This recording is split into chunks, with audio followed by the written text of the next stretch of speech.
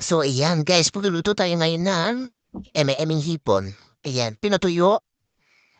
Ng tubig, lagyan natin ng mantika. Ayan, go. Tsaka butter, tsaka may para mayaman.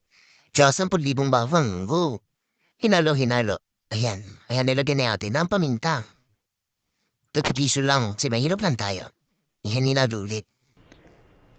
Ayan, hinalo na ng hinalo, kasi palang balo siya.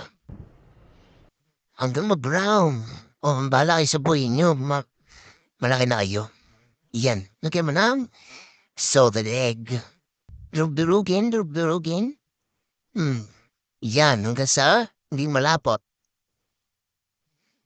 Di ba? Coco mama.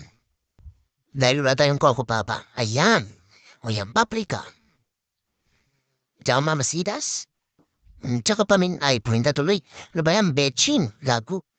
Betchin para mapanot kayo. Yan, naluhuluin, naluhuluin. O go. Diba? O, siling green. Pampaepal lang. 1 matas syrup yan diyan nilagay ko. Yan o, patis para amoy kifi yung ulam nyo ngayong gabi, kabog.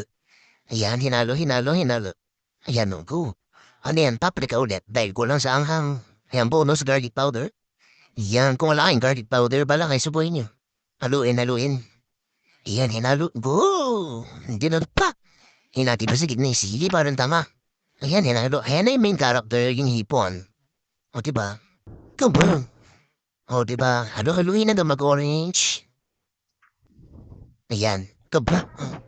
Kapi-kapi ba si ate, oh? Ayan, hinalo ulit, hinalo. Ayan, kabog. Perfect.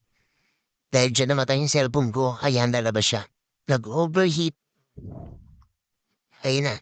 Ayun yung cellphone ko, nag-overheat na siya, guys. Gusto namatay yan, guys, yung cellphone ko.